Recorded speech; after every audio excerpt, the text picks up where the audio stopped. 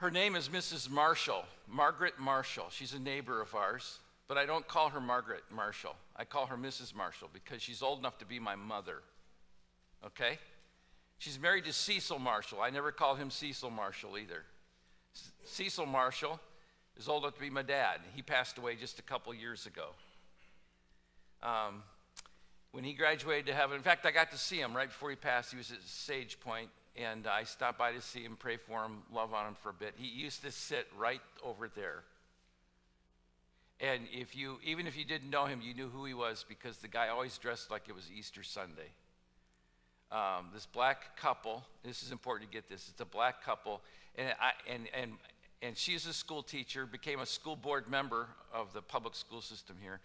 He was a school teacher who was actually an ordained minister, became a school teacher, became a school administrator, was an administrator in the Charles County system. But it didn't matter if he was at the school on a Tuesday morning or a basketball game on a Friday night, or in church on Sunday morning. He always looked his Easter best. He always had tie with a little cufflinks and then a little tie tack that all matched. You know what I'm talking about? This guy's styling, you know. He always looked great.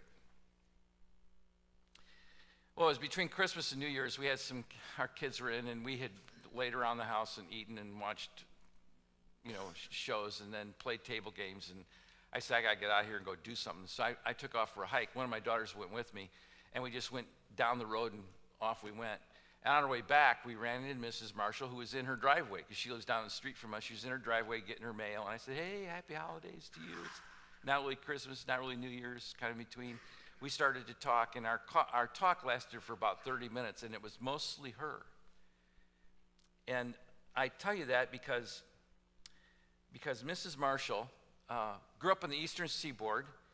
You have to remember, she's in her mid-80s, and when she was a kid, her parents wanted her to go to college, expected her to go to college, and so they took her to all the historic black colleges along the Eastern Seaboard. And then she promptly enrolled at an all-white school. And her parents said, do you know what you're doing? She said, it never occurred to me. She said, it never occurred to me that they wouldn't want me. Isn't that cool? And she went there and graduated and became a school teacher. She met Mr. Marshall, and they married and had their children. And then she started teaching school at an elementary school in Pennsylvania.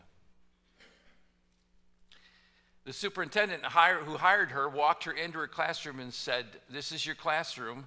And it was in a nearly all-white school. And the principal walked in and stood at the door and said to Mrs. Marshall, I told the superintendent I didn't want a black teacher. And she said, and good morning to you too. And she won his heart over that year. And the next year he hired 4 black teachers as the school was becoming more and more integrated. And you have to remember, this was 60 years ago. It was a long time ago. She went on to do that kind of work among agencies, social agencies, and businesses and schools, and landed on the school board here locally and helped us through many of our challenges.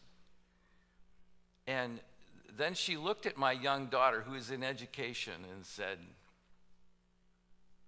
all my life I've been integrating schools and businesses and organizations, and it never occurred to me that they didn't want me. And if you met her, she's just the most pleasant. And if you met Mr. Marshall could diffuse a fight in the hallway by going, boys, I wouldn't do that. I just wouldn't do that. It's going to get you in trouble, and it's going to cost me a lot of paperwork. And so he would stop fights just by walking in the middle of them and say, hey, you might want to think about that. He was just the kindest guy. He didn't ever get ignited. I never saw him get ignited, and he had every reason to be, because he was in a high school environment. And yet they were agents in a wonderful time and doing wonderful things. And now at the twilight of her life, having just laid to rest her hubby of 50 years and more, now she's looking back and saying to my young daughter, all my life I've been integrating places, and it has really been a blessing. That's been my mark. And then she looked at her. It was almost quiet as we stood in the driveway. It was almost a holy moment. It's almost, she didn't say it, but almost as if to say, and now it's your turn. Now it's your turn. I told Mrs. Marshall, I said, I'll be using this in a sermon soon. And she said, that sounds like something Cecil would say. God spins the universe into motion. The earth rotates, the planets are in place, and the Lord seems to keep it all together. And then one day he decides he wants you to show up, and you do. Out of all the things that are happening, flowers are budding, trees are coming, mountains are roaring, oceans are coming, storms are passing through. And in the midst of that, he says, we need a Frank or Alice. And so he puts you on the earth. And God says, we need a Wilma or a Willie, a Mary, a Marcus. And then you show up, and you might even be a surprise to your parents. But you're not a surprise to God. And the biggest question is, why am I here? Not only where am I going, my faith in Jesus will tell me where I'm going, but why am I here? Why didn't Jesus just take me home the day I trusted him? So why did he leave me here? And so what will be my impact? What will be my influence? And why did God make us just the way we are? And if you go through studies, you're going to find something that's crazy great. Studies that are done on babies that have to fight their way through birth. They end up being fighters. They're underweight. And I was just talking with someone right at the start of church. One of our kids just had to be a fighter just to survive. And that's gotten her by in life. It's made her make the steps forward she needs to make. And she'll be a difference maker. And size doesn't seem to always matter, because I've been around big guys who are cuddly, and I've been around small guys who are tenacious. And temperament goes into it, personality. Birth order, I think, plays a part too, because if you're in the middle child, you tend to be a better negotiator. Why? You're not big enough to beat up your older brother, but you can't beat up your younger sister. You'll get in trouble. So you have to find a way to negotiate. And all of that makes up your temperament. Even the birth order, your abilities, your experiences, your good experiences and your bad experiences, they all come together in a kind of a culminative grade, as if it were something that God downloads into your life to bring you to this point. And it brings you this question of, what will be your absolute legacy? What will be your mark? Because you were made by God and you're made for God. And the day you understand why you were made for God might be next to your salvation day, might be your next best day you're here on earth. You are here not just to take up space, but you're here, and you may not even realize it, like Mrs. Marshall didn't even know exactly what her impact would be until she's looking in the rearview mirror of her life. You have to get to the right place and be the right person and the godly person to be the person that God has this destiny for you. And I know the word destiny can be abused a lot, but don't take it for any more. But God has a place he wants you to be, to have the impact he needs you to have. I'm reminded of the guy who said, when I was young, I was dying to finish high school so I could go to college. And then when I got to college, I was dying to get out of college so I could start my career. And when I started my career, I was dying to fall in love so I could marry and have a family. And when I got married and had a family, I was dying to see my children turn 18 so they would leave.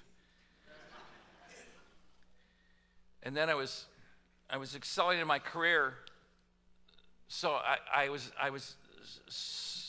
just dying to excel in my career so I could retire. And then the guy says, and now I'm just dying. I'm just dying. But God has so much more. So much more. And Esther, the passage we're in today, is kind of a turning point passage. We're in chapters 3 and 4, where Esther will be challenged with this, when Mordecai will say to Esther, you know, Esther, this could be the reason you're here. This could be the reason you were elevated. This could be the reason you made the beauty contest. Could be the reason you became part of the royal family, is because such a time as this. This is why you're here. This is your divine appointment. This is your destiny.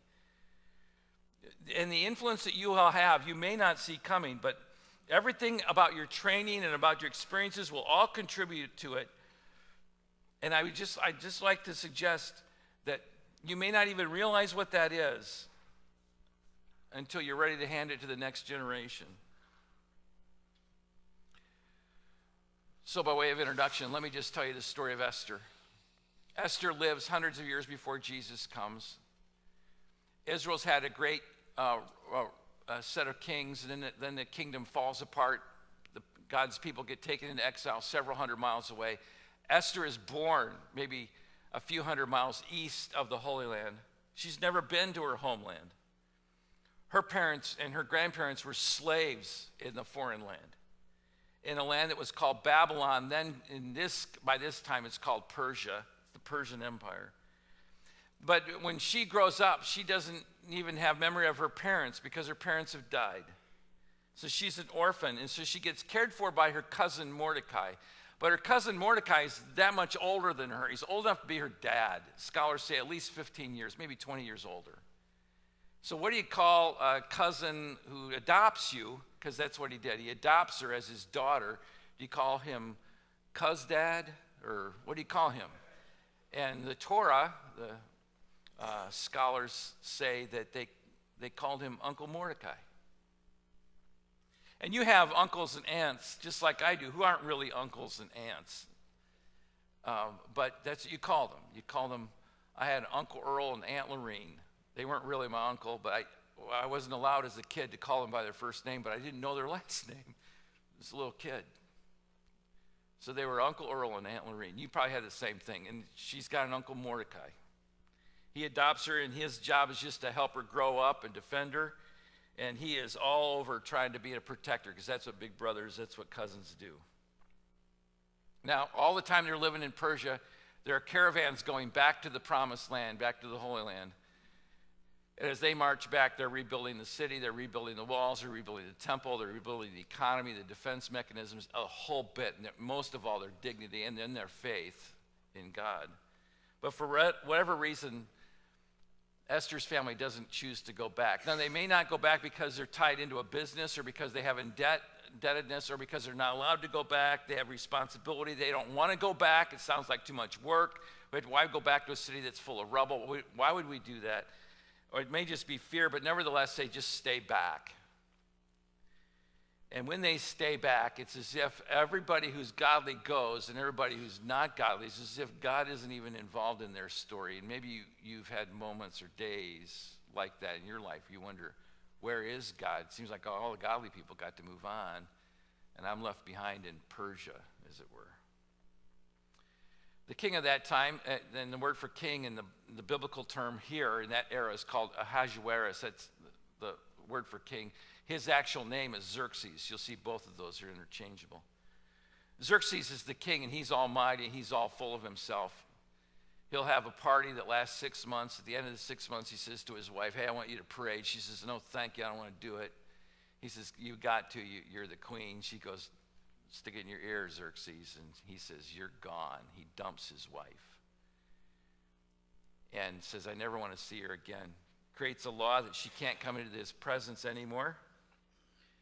But after a year or two or three or four of this, he decides, I need a woman. I want a woman, and I can have any woman I want. So as all of his aides say, I tell you what, you have 127 provinces, kind of states. Let's do this. Let's gather them together, get the most beautiful from each. We'll have a beauty contest. We'll give it a year. They'll come in, get some beauty treatments. We'll give them the best. And you guessed it, Esther gets picked among that whole crew, and she becomes one of those several hundred women in the country that lands at the palace getting all the beauty treatments. And when it's all said and done, she gets picked to be the next queen. All along, Xerxes doesn't know she's actually Jewish. He thinks she's Persian. He thinks she's one of the people because she never says. No record of her ever saying, there's no inclination. He has no reason to ever think that. When it's all said and done, this king decides, this is a great way to live. And Esther says, yeah, I could like living in the palace. And that's where we left off the story last week. Chapter 3. After these events, King Xerxes honored Haman, son of Hammedatha, the Agagite, elevating him and giving him a seat of high honor of honor higher than that of all the other nobles. Verse 2. The royal officials at the king's gate knelt down and paid honor to Haman, for the king had commanded this concerning him. But Mordecai would not kneel down. He would not kneel down or pay him honor. Get this. Esther's now in the palace. King Xerxes says, I want a number 2. It's going to be Haman. Haman is from this tribe, this group of people called the Agagites. And he wants everybody to bow down, and so people are bowing down, and it's kind of what they did. It's part of the culture. And then the king says, let's make it a law. So he makes it a law, but Mordecai won't do it. Now, there's several things happening. One is Mordecai's breaking the law. Some think this is an issue of worship, but I don't know if it is or not, because Jews did bow down in Israel to kings. That was kind of a custom to show respect. And Mordecai may be saying, you're not my king. I'm not bowing down to you. Not my king, not my country. Okay? Could be just that way. Could be very disrespectful. We don't know. But I think there's something more than what the text is saying in verses 1 and 2, unless you understand what's really happening in verses 1 and 2. We need some history on this. Because it says about Haman, he is an Agagite. Now, that's no big deal to us. If I said to you in American history, they're kind of like the Hatfields and the, what would you say? The McCoys. You see, you know that story, right? They were just disastrous to each other. I don't know if you knew it or not, but on the Kentucky-West Virginia line, there's a river, and these two families fought across that river, and one day one of the guys thought he could steal a pig. We don't know if it actually happened, but they went to war over that, started shooting each other. People died over a pig. Think how stupid that is. But see, we know that history. When Esther's chronicle here says Haman is an Agagite, that's like saying this is the Hatfields and McCoys. Because a few hundred years earlier, Saul was king. And when Saul was king, he was told by God to destroy the Agagites. And Saul went in and he went to battle and he won the battle, but he didn't kill them all, and he plundered the land. He was supposed to destroy it all, and he decided, you know what, some of this is pretty good stuff. We're going to keep some of it. And so he thought he knew better than God. And the Agagites came back with vengeance to come after Saul. And God said, you're bringing trouble on yourself. And Saul paid for it dearly. The whole nation of Israel paid for it dearly because they did not listen and they did not obey. And this became a long-standing feud, similar to us with the Hatfields and McCoys. And you don't even know how it actually got started. God's word tells us how this one got started. And so Saul, who brings on this anger, then this generational anger carries with it. And by the way, just kind of a parenthetic here. Have you ever gone to deal with something but not thoroughly dealt with it? And then it comes back to haunt you later? You ever had this? Like, I'm going to fix that later. I'm going to get to that real soon. Right? You done that? I got a blinker light on in my car. I need to get that fixed. And then when I get a ticket, I'm getting it fixed. All of a sudden, I have time in my schedule, right? You wished you had done that earlier, right? Yeah. It's like plucking weeds. You ever plucked weeds but only plucked the tops? But you didn't get down to the root. You didn't get it all. That's what happened. And God knew partial obedience is disobedience. And Haman is evidence of that, and Mordecai is going to pay for it. And the feeling goes both ways, because Mordecai hates Haman and his people, but the love goes both ways. Haman hates the Jews, not just Mordecai, but he hates the Jews. Now you have to get some greater context here, because God works through people, and he's chosen people, and the Jews are God's chosen people. And those of us who trust Jesus, the Savior from heaven, we become God's chosen as well. He gives favor to his followers. History tells us this over and over again. So guess what Satan loves to do? He loves to hate on the people who try to follow the Lord. And there's a spiritual element happening here, kind of an invisible one that's happening at the same time. Satan loves to discredit and destroy not only the Jews, but Christians in general. So the Jews, to this day, still face, and you can go back through history, there'll be wines of it. There'll just be stories and chronicles of it, of annihilation, of persecution, of abuse, and of slavery. Jews have had this all throughout their history, and I'm going, and these are God's chosen people. These are the good ones, and God allows that to happen to them. And the reason Satan does this to God's chosen people is because if he can stop God's chosen people, then he can stop the Savior and the King of the world. You get this? If he can stop the Savior and the King of the world, he stops mankind from being saved. So if he can just annihilate the Jews, he'd be happy. By the way, you know how I talked about sometimes it's in the rough days of your life or the rough stuff of your life that makes you tougher, it makes you stronger? That's what's happened with Jews, even to today. In 1945, there were some survivors of the Holocaust, some young girls who had to work in the camps, but they did survive. And they were fighters, even as young girls. And show that. And down below are their granddaughters. Those are their granddaughters. You don't mess with them and not pay for it. And what I find interesting about these 4 young ladies down below, they seem like delighted to be walking with whatever it is that equipment is they have on them. And if you were to go to Israel today, you'd find that is the culture. Do you know why? Because they've had to fight their entire existence. In 1948, when it became an actual country, they had to fight to get the dirt. And you know what their neighbors said? We will push you into the Mediterranean Sea. That's the kind of DNA that is in the Jewish people, okay? Okay, we can pull that off. Haman is the handler for Satan, and he just wants to get rid of all the Jews in Persia. And so he builds the case. Verse 8. Haman said to King Xerxes, there's a certain people dispersed among the peoples of the provinces of your kingdom who keep themselves separate. You understand what he's going to do? He's going to make them sound weird, somehow different. Oh, they don't seem to get along with other people, okay? Their customs are different from those of other people. And they do not obey the king's laws. They're lawbreakers. They are just violent people. It is not in the king's best interest to even tolerate them. In other words, you could tolerate them, but I wouldn't do that, king. If it pleases the king, he said, I got a remedy for this. If it pleases the king, let a decree be issued to destroy them. Let's just get rid of them. And I will give 10,000 talents of silver to the king's administrators for the royal treasury. By the way, 10,000, we don't know what that means. It was a lot of money.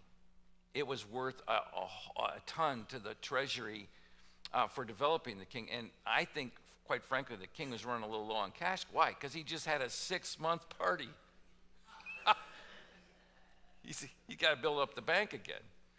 He says, I can reload the bank account if you want. Understand this. If you go back and he's saying these Jews are always a problem. They're never going to be right. They don't get along with others. They don't play well with others. They stay to themselves. They have the different customs. They eat different foods. They have different music. It's never going to work. So don't even tolerate them. Let's get rid of them. He never asked the question, how'd they get here? You ever notice that? Oh, yeah, we drug them here against their will. They never ask that question. They just say, they're here, let's get rid of them. And so the king took his signet ring, verse 10, from his finger and gave it to Haman, son of Hammedatha,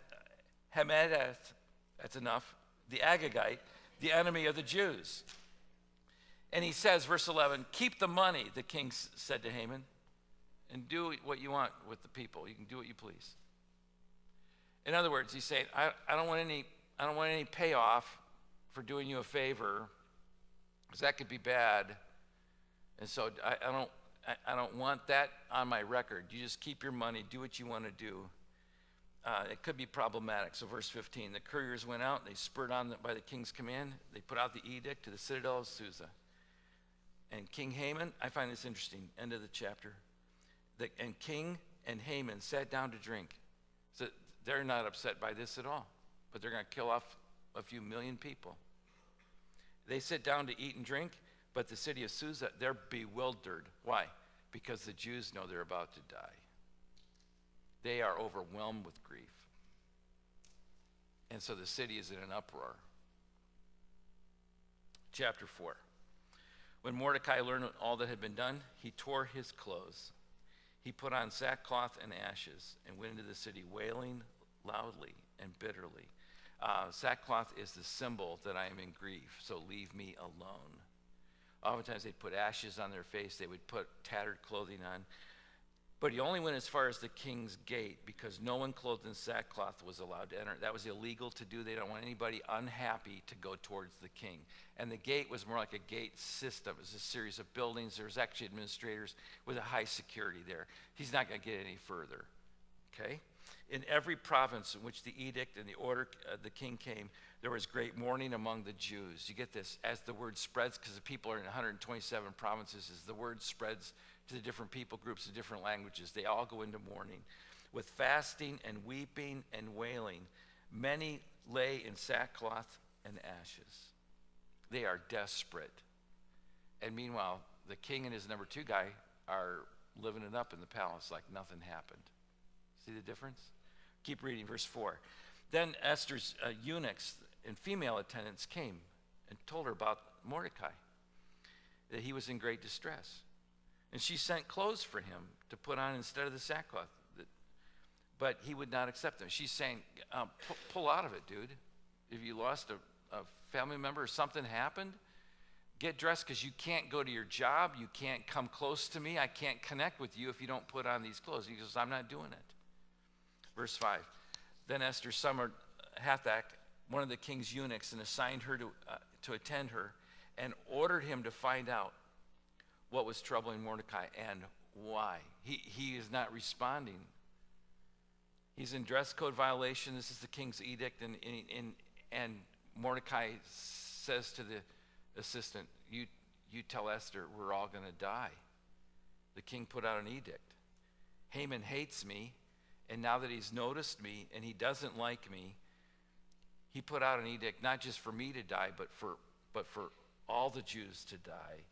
And as the word hits the streets, you're going to find more bitterness, more weeping, more wailing. And then he says, Esther, you have to go talk to the king. You got to talk him out of this. You're the only one who can do this. We can't even get in right now. And she replied, verse 10. Then she instructed him to Mordecai, and to say to Mordecai, all the king's officials and the people of the royal provinces know that for any man or woman who approaches the king in the inner court without being summoned, the king has but one law. They're to be put to death unless the king extends the gold scepter to them and spares their lives. Stop there. So she says, if I walk in unannounced, they're going to kill me unless he raises his scepter and goes, hold off, don't kill her. Because they would see this as a violation. This is an honor. You only come if you're invited. And she says, and 30 days have gone by and I haven't been in front of the king. She's saying, we're not on the closest terms, you know. And if I do this, this could be the end of me. And when the words were reported to Mordecai, verse 12, he sent back his answer, do you think because you're the king's household that you alone will escape? You think you're the only Jew that's going to get out? It's not going to happen, Esther.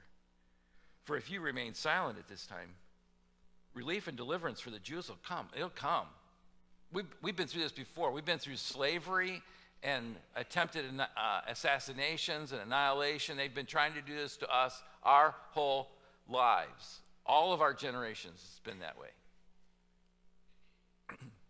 He says, so we'll get delivered just about through your hand. He says, and you and your family, you'll die. You will perish. Don't you see, verse 14, who knows but what you have come to your royal position for such a time as this? This is why you're here, Esther. It's all coming crystal clear. This is why you're on earth. Esther, don't you see this has all happened up to this point? This has all been a setup by God to get you at the right place at the right time so you would be God's voice and God's reason in that palace.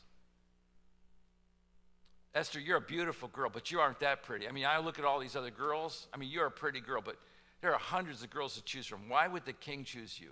And you're smart, you have a nice personality, and you're easy to get along with. But there's one chance in 3 or 4, 500 that you would get picked, and you got picked. This can only be of the Lord. So Esther, get with the program. Help a brother out. We're going to die here.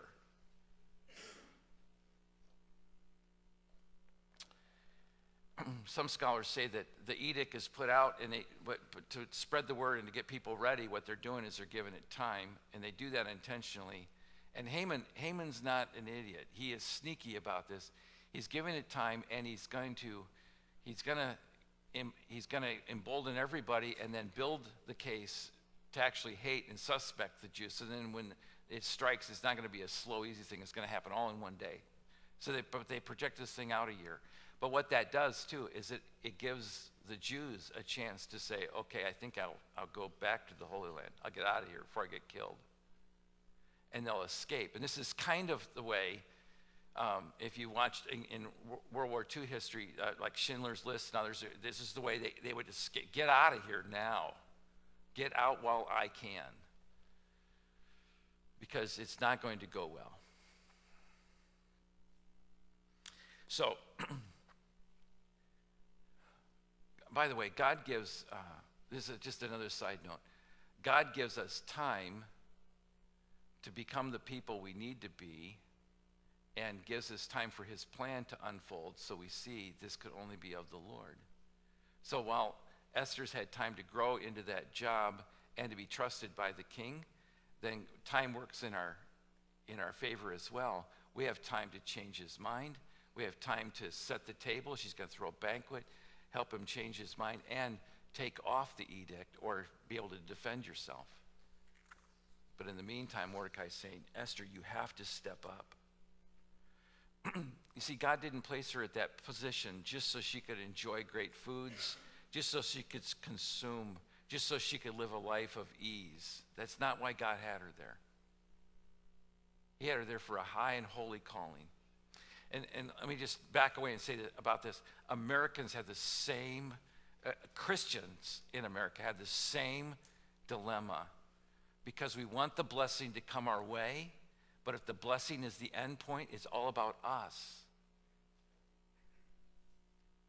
I watched a parody of some worship music once, and it was songs that were turned about us. How great we are. How great we are. We're God's people. It's all about us, as if we're the end reason of God's love, and it's just not the case. Americans can be so short-sighted, and they're good Americans, but if we're selfish about this, we only pray for the blessing because we want the blessing to be the ultimate for us, and so we pray, bless me, bless me, bless me. And here's the deal, and if you don't write anything else down, you weren't blessed just to be blessed. You are blessed to be a blessing. Do you see the difference? You aren't blessed as the end game. You are blessed to be a blessing. So don't pray for the blessing to come to you. Pray that the blessing will come through you. Okay? Write that one down. When you get that down, you'll understand that the blessings that you have are so you can turn and bless someone else. If you go back and read Jewish history, you'll find through you, Abraham, you will bless all of the nations. In other words, Abraham, I'm going to bless you, and you will bless the other people because of the blessing that you have received. It's not just about you. It's really about God's glory. And when we become blessing consumers, we just want more and more and more blessing. It stops and stunts us. So when you pray for the blessing, I don't want you to stop praying for the blessing, but when you pray for the blessing, pray that you'll receive the blessing so then you can give the blessing, so you can be the blessing. Let me zoom this story ahead a little bit. Esther will say, no, I can't do this, Mordecai. Mordecai says, then we're going to die. It's just that simple. Make out your will, because you're not going to escape. He's going to find out you're a Jew, and it's going to happen one day. And then down you'll go. And he did it to his other wife. He'll do it to you too. He did it to earlier queen. He'll do it to you. So don't think you're going to escape. So Esther says, okay, Mordecai, I'm going to do this, but I'm telling you, you get everybody out there to pray for me. You get them to fast. That's serious prayer. And he doesn't even use the word pray. He just says fast. You stop eating. And so they do for 3 days. And then she says to the king, hey, king, I need to talk to you. And he raises his scepter. He doesn't kill her. And I'm going to zoom you ahead. We'll talk about this in the weeks ahead. He says, come to me. And she comes. What can I do for you? And she says, my people are about to die. He goes, whatever do you mean? She says, this edict you put out by the hand of Haman. And the king will devise a way to have the Jews defend themselves. And this will become the defense for the Jews in Persia. And it will save the Jews in Persia, keep them from being annihilated, which allows us to have the Savior. It's called the Feast of Purim today. Even it's even celebrated among Jews today. And when I zoom ahead like this, and I tell you then that the Jews then would be saved, he doesn't do this because, the king doesn't do this because he loves all the Jews. He doesn't even know who all the Jews are. He does this because I think he loves Esther. There's a sweet moment to this. Because he could have done away with Esther at that moment, right? He could have. But I believe God had softened his heart. And you know why God softened his heart? Because she had been an exemplary kind of queen. And again, another lesson for you and me, to be the best in the position where you are, because you don't know the favor you're going to need from God for those people down the road. So when you're an employee, be the best employee. Why? Because people will one day find out you're a Christ follower. And they want to know, that's what I want. That's the kind of life I want to live. Every day we're given an opportunity to be difference makers in life. And don't think of this as a burden. It's not. It's really an opportunity. And here's what I'm saying to you. You were made for making a difference. Let me just give you some kind of defining moments to this. Because we all want to have we all want to be making a difference, but we don't realize Esther's going to make a difference in the midst of a lot of personal pain. And that's where it begins. The defining moments include these. First, when we come face to face with the overwhelming challenges, we're going to have challenges that are beyond our control. We start with an impossible situation. It may be a financial crisis or a family curse. Your family just fights or is nasty, or you have stuff from your past. You can't get around it, and you have to go through it. And God has planted you right there to face this. And you pray that God would find the remedy, and it might be in the midst of that pain that God will make the way, and that'll become your legacy, what is absolutely your greatest weakness. But it's going to take some refinement, some pain. If we were to go, yesterday was like spring, wasn't it? Oh my word. I have stuff popping in the yard already. This is not going to be good. Tulips are going to come up. But if come spring, if we were to go out to the ocean, you go to the ocean and go to the beach, there's sand. And that sand is everywhere. And if you spend the day on the beach, without even knowing it, you're going to bring some of it home. It'll be in your shoes and in your shorts, and it'll be in your bag and in your sunglasses, and it'll be in the trunk, and you'll have sand. And all that sand is free, and it's cheap, and it's just everywhere. Sand is everywhere. And if you stay there overnight, you're going to go to a hotel room, and there'll be sand in that hotel room. No matter how much they vacuum, you're going to find sand. And that sand is free. It's cheap. Take that same sand and put it in a bag and put it in a store. Now that bag of sand costs. Do you know why? Because it's been refined. Because it's been checked for size and shape, and it's been cleaned, washed, bagged, and someone had to get it to your door, so it's going to cost. And it's the refinement that really costs the money. So that sand on the beach is free. Sand in the bag costs $3, $4, $5. But take that same sand that would be in a bag and put it on paper with a little bit of glue, and you would have a warehouse full of sandpaper, and that'd be worth a lot of money, even more. So little bits of sand, even more refined, even more processed, and even more added to other ingredients, and you're going to have a greater product yet. So there's sand on the beach that's free, sand that's in a bag that costs a little bit, and then sand that's sandpaper that costs a lot more, and it all has to do with refinement. But one more.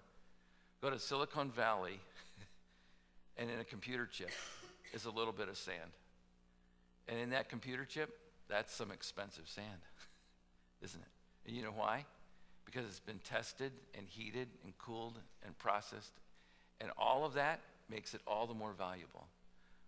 Understand this, there are some Christians that just kind of top out because they don't want the refinement process.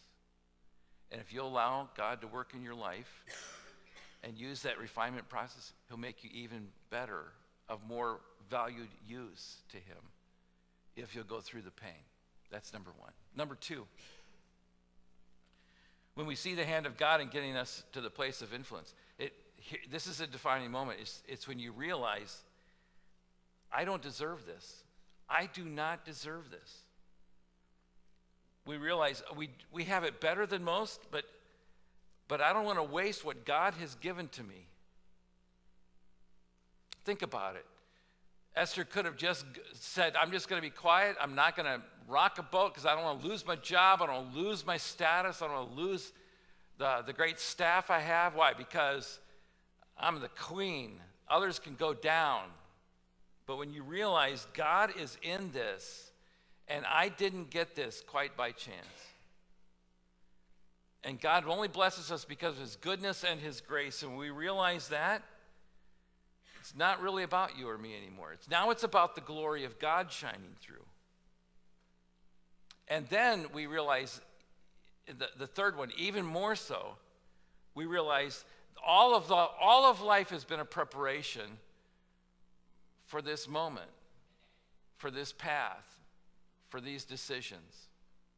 We see the hand of God in all the activity leading up to now, and God has downloaded all those experiences, all those successes, and even all of those failures. Why?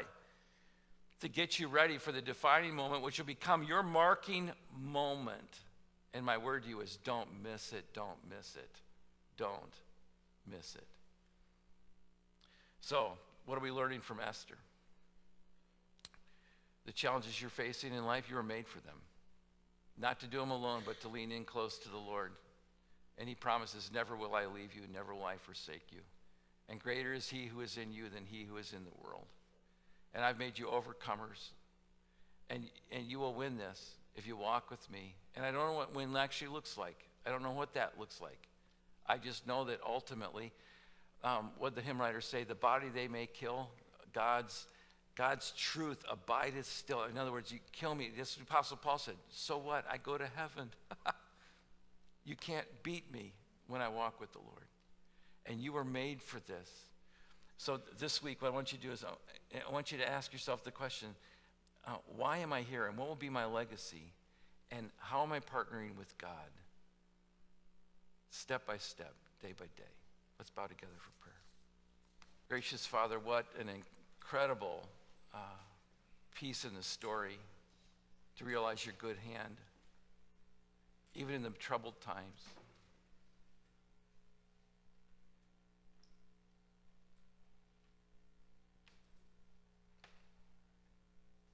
Even as I speak, Lord, and it could be, I'll stop in the prayer and say to you, you could have some remembrances of your successes and your failures, and God's going to use those for good if you'll give them to him. But Lord, we don't want to go to heaven just in a lofty kind of a way on our own without any sense of abrasion or of stress or of pain along the way. We want to be difference makers and influencers. And if that means for us that we have some hard days, we're made for that. And we want to be your people who will follow you and do it joyfully. And we won't worry, Lord, about our reputation or about our advancement or anything else, because we know that to walk with you is really how we win. We cannot lose. And so we take to heart the blessing of Esther, Lord. May we be the people who realize you have us here and now to make a measurable difference for good and for your glory. May we live to that end, we pray in Jesus' matchless name.